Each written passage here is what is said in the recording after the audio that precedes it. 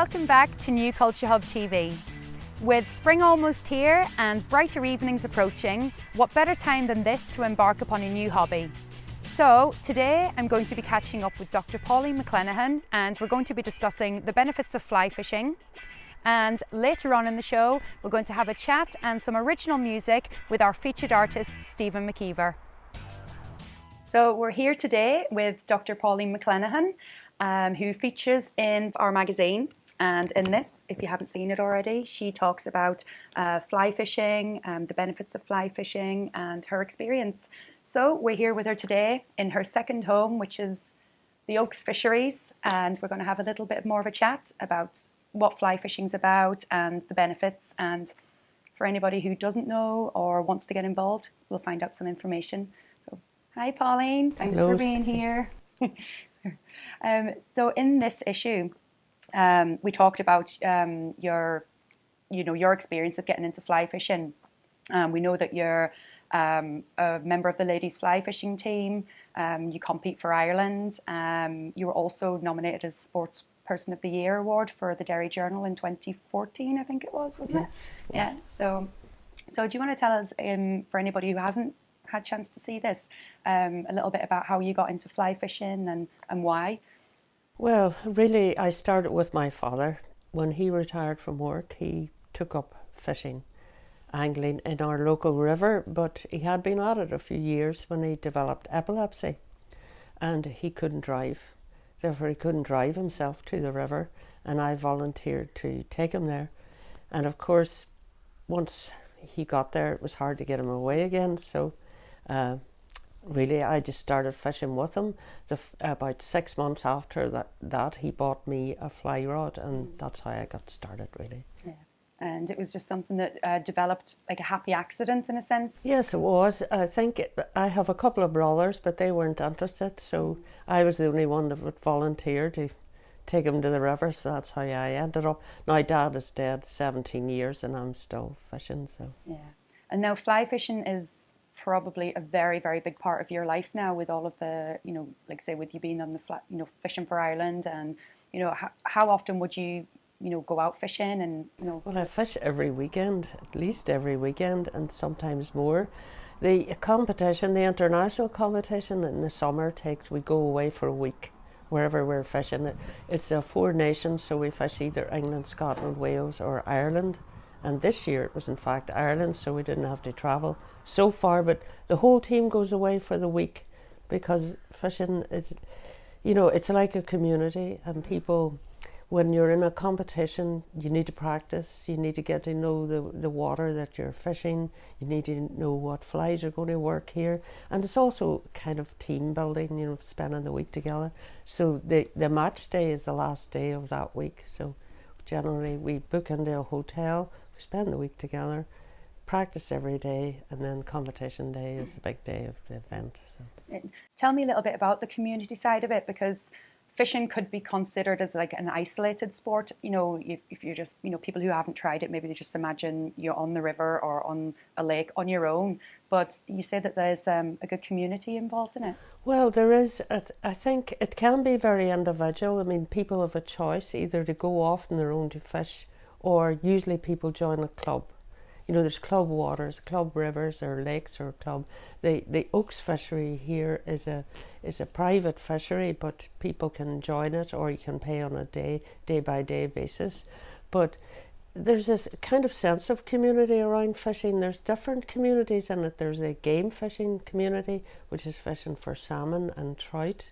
There's coarse fishing, like this fishery here has both trout and pike, so pike's a coarse fish. And there's sea angling, and people get to know each other by going to the club to fish, and you meet people from every walk of life when you fish. So one day you could be fishing with someone who's teaching in the university, the next day it's someone who works in building sites. But we all share a common interest, which is fishing, which makes us a part of a community.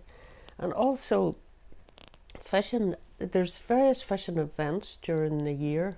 So for example, here there's the Northwest Fly Fair, usually in the spring around April or May. In the end of the season, October, November, there's other fairs, Galway Fly Fair, and everybody who's into game angling will try to get to that fair, because you can meet people who make flies or sell equipment or clothes or just who are involved in some way in the sport. And it becomes quite a social event as well. Yeah, it definitely sounds like it's got a strong social element to it. So, and there's also an increase on women who actually practice fishing now. Yes, there is. We'll have a stand at the Galway Fly Fair to promote women's angling, because unlike some other, in America, for example, about 40% of licenses are taken out by women. In Ireland and Britain, it's only about 4%. So it's a very small. We're a small minority, but we are a growing minority, because there are a number of different reasons why people get into fishing. There's organisations like Casting for Recovery is an organisation that promotes fly fishing among women, because it helps women recover from breast cancer, because you're using all those muscles around this part of your body. So that's actually quite a recognised, like a treatment for recovery. Yes, it is. And that's, in fact, at least one member of the Irish ladies team over the last few years came into angling through that, and there's also other organisations. Angling's very good for people's mental health, because it's, you have power over it. You can choose to either be a competitive angler, or you can choose just to take it easy and enjoy it's nice, it's outside, you can socialise with people, or you can choose not to. And people find it's very good for your mental health. And there are organisations that promote angling among people who may have mental health issues, for example. It's also very good for teaching children skills and for helping children who might have difficulty socialising with other children at school. So, for example, in England, there's an organisation that works with kids who've been excluded from school because of maybe their bad behaviour, or they have some sort of issue. And using angling to focus the kids and get them working together and doing things that they enjoy, this found us really, really helpful. And often those kids are quickly readapt and are back at school. So it's a good way of kind of maybe helping children who maybe suffer kind of confusion or behavioural problems, or mental health, kind of helps to calm them. But I suppose the good thing also is it's teaching them about the environment and about nature, and kind of having respect as well. Oh, it does indeed. I mean, anglers are really conservationists, really, because it's in our interest to protect the rivers and the waterways that we use. And anglers are usually the first people that spot a pollution incident and report it. So it is really very much about caring for our environment and the countryside, really. And because there's something rather beautiful about our rivers and waterways, and it's really a pleasure to go out on a summer evening and sit on the riverbank or cast along the riverbank and look at the wildlife. And it's just such waterways are such a valuable resource, not just because we need water anyway, but many of our lakes, for example, would be our drinking water. So, but anglers are really interested in the environment and conservation. So. And we have a lot of water and things like that, like beautiful scenery, so it's kind of a shame not to take advantage of it. Of course, and it does get you out into the open air. It's a very healthy sport, and it's something I would strongly recommend for everybody. But to get women involved in it, the difficulty with women is it's always been perceived in Ireland and Britain as a male sport. There's no gender. There's no woman and men can compete against each other. In fact, the woman who won the World Cup in, I think it was 2008, she was a lady called Julie Jerry, who was, she was competing against men as well as women. Well, I think in fact she might have been the only woman in the competition, but she won the World Cup, and the biggest fish ever caught in the British Isles was caught by a woman. It was caught by a woman called Ballantyne, and that record has never been broken. Yeah. So there's no reason why women shouldn't fish, and it's a great healthy exercise for both physical. It's also physical because you're out, you know, you're walking along a riverbank or you're out in a boat, and you learn such a lot from fishing because not only is, you know, casting is a skill that has to be learned. It's like golf, you have to learn it, but also you have to learn about the flies and the fish and the different flies that fish take in different seasons of the year. So that's called entomology, and it's a whole big discipline in itself. And then people tie flies as well. So we meet here on a Thursday night in the winter when the salmon season is over. There's a group of us meet here and we tie flies and we learn from each other. And Ian, who runs this fishery, he's our tutor. So So it's a regular part of life. It is. And then because I'm a qualified coach, I've done the training to teach people how to fish. Then I also do some coaching as well, both here and with the Irish ladies. So yeah, because you offer coaching sessions for women, you know, who introduction days and tasters and things like that. So if somebody was interested in taking up fly fishing or giving it a go, what would your advice be, or how could they do that? Well, the first thing depends where you live and where there's the APGAI, which is the Association of Professional Game Angling Instructors in Ireland and in England. And they, if you look them up or Google them, they'll be able to tell you where there's a coach who's living in your region, and then you can arrange to meet the coach or check your local fishery, because your local fishery would usually know where who the coach in the like here, So Ian is a fully qualified coach here at the Oaks, and there's other APGAI coaches all around Northern Ireland and the Republic of Ireland as well. And as I say, the APGAI in England, so no matter where you are, there's always someone who will be a qualified coach. And my advice is always, it's a good idea for even to get coaching for an hour, just to get you started, to get you to understand how a rod works. And then if you decide you might want to take a few more lessons, that's up to you, or you might just feel you're ready to give it a go. So, but usually after a couple of hours you are ready to give it a go. So I think it's something that you can do all year round, and it's healthy and it's something different as well. So yeah, to give it a go. So thank you, Pauline, for coming and telling us a little bit more about that. And I'm sure you're wanting to go and get your waders on and get going now. So we'll leave you to it. So thank you, Pauline. Okay, thank you. So if you've been inspired by Pauline's story and what she's told us about fly fishing, and you think it's something that you might consider giving it a try, here's how you can do it.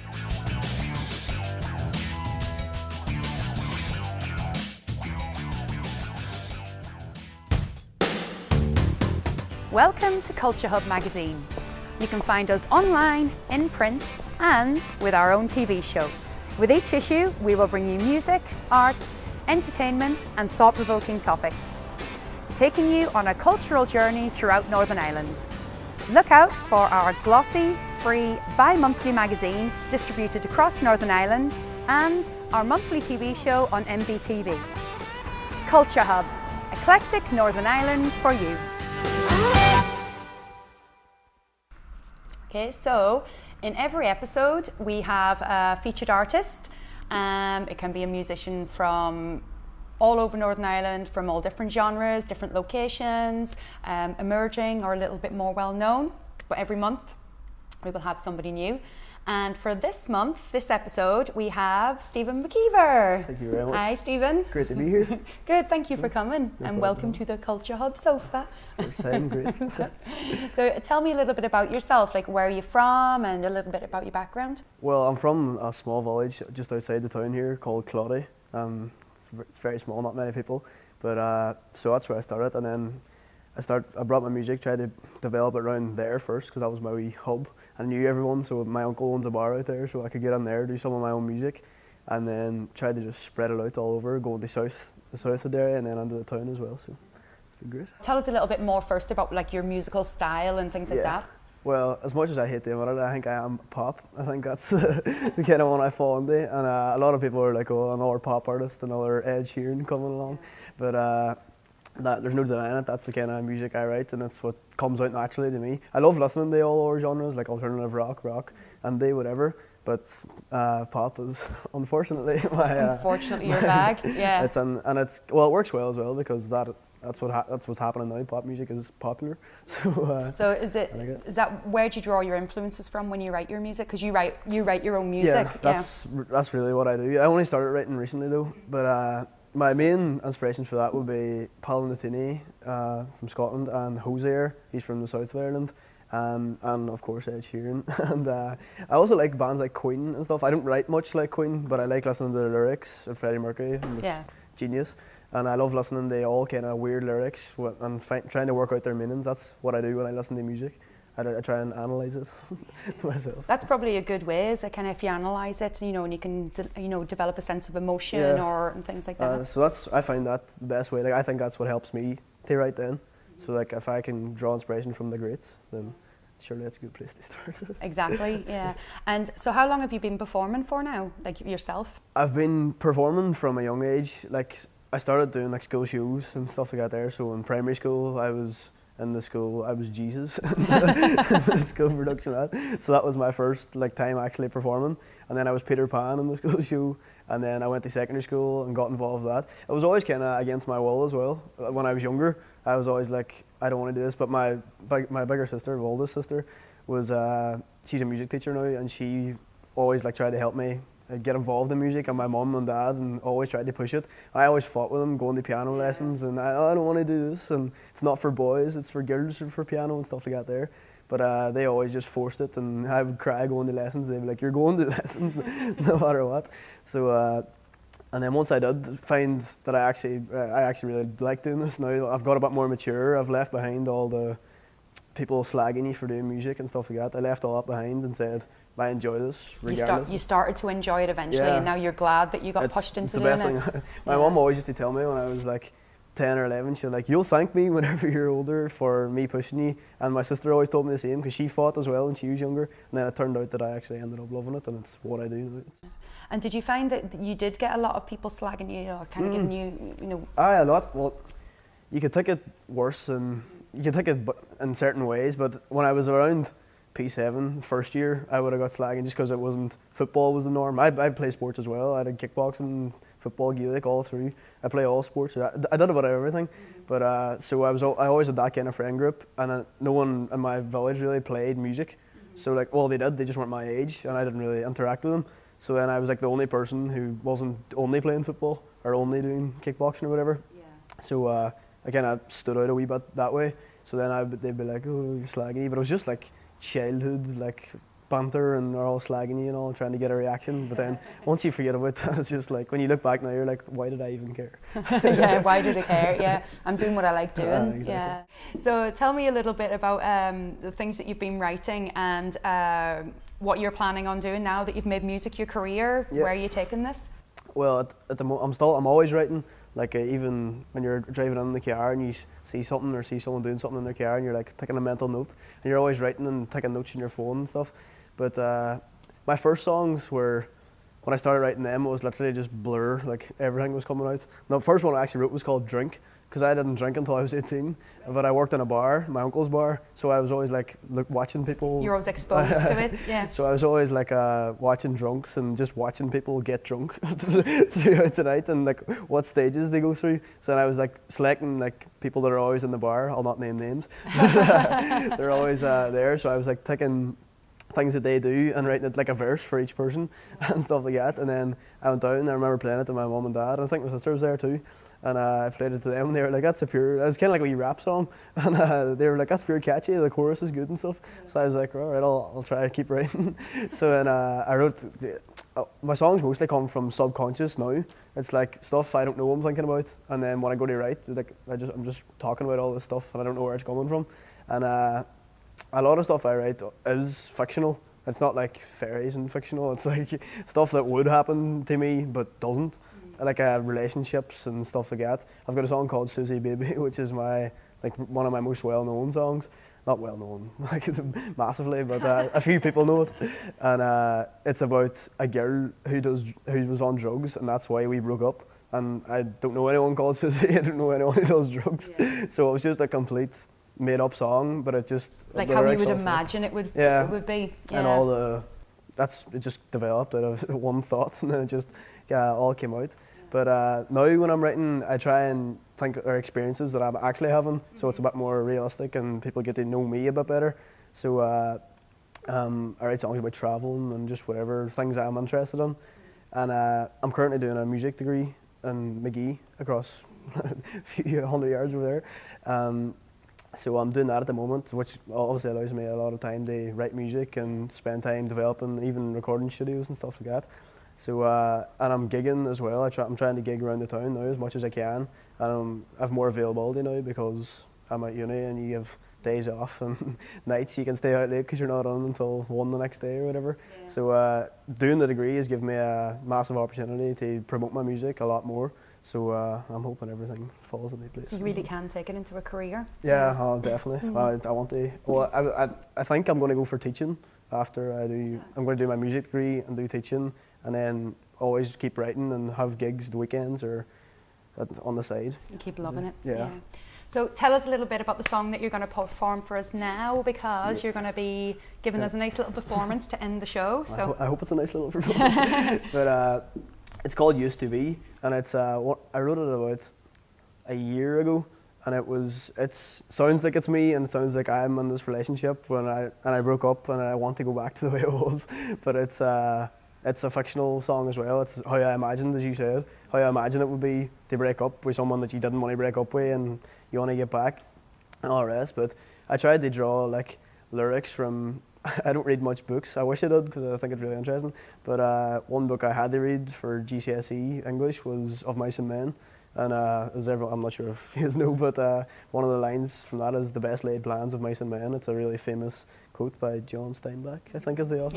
Yeah, John Steinbeck is it. Right. Yeah, great book. Yeah. I loved it, and I spent like 6 months analysing it, so I'd like to think I should know a bit about it. Yeah. But I drew one of the lines from that, one of the lines in the song. It's the best, and he's the author of The Best Laid Plans, meaning that this boy, he wrote it all out for himself, and it all didn't go as planned, and that's what happens in the book as well. So I like taking silly wee lines and trying to, not silly, it's a quite intelligent line from the author, but it's trying to fit it into my music then and draw examples from it.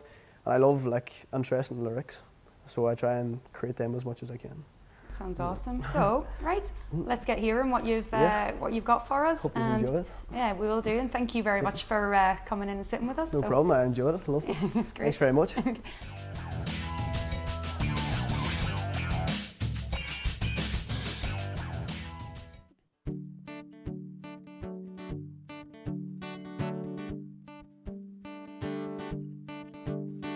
She was alright and he was half left. She was uptight and his life's a mess. But problems never leave with the wind. We wound up in a spiral of sin.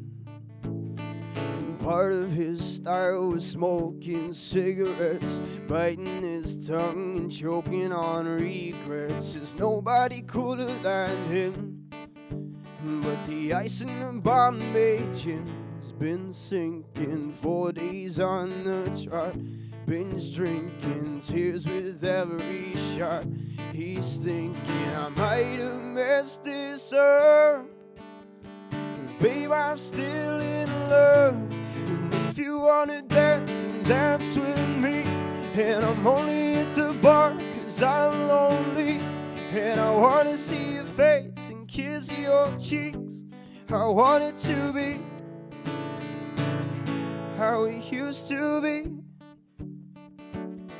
how we used to be.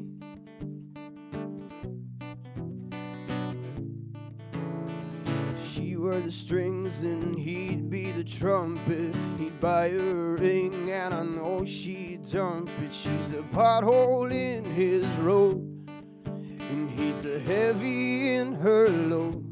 And Now he's trying to relax and he's changing his mindset. He's walking downtown past the street where they first met, and how his eyes they burn, how his heart it yearns to go back. Now he's 4 days on the trot, binge drinking, tears with every shot. He's thinking, I might have messed this up, but babe, I'm still in love. And if you wanna dance, then dance with me. And I'm only at the bar 'cause I'm lonely, and I wanna see your face and kiss your cheeks. I want it to be how it used to be, how it used to be.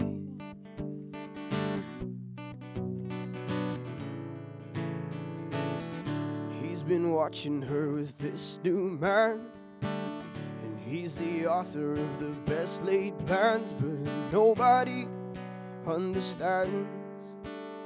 He's trying to be cool, but he can't. So he says, if you wanna dance, then dance with me. And I'm only at the bar 'cause I'm lonely, and I wanna see your face and kiss your cheeks. I want it to be, oh no, how it used to be. Now move your feet, and you'll never be heard if you never speak, and you'll never be loved if you never believe. I just want it to be how it used to be, how it used to be. Oh no, I just want it to be how it used to be.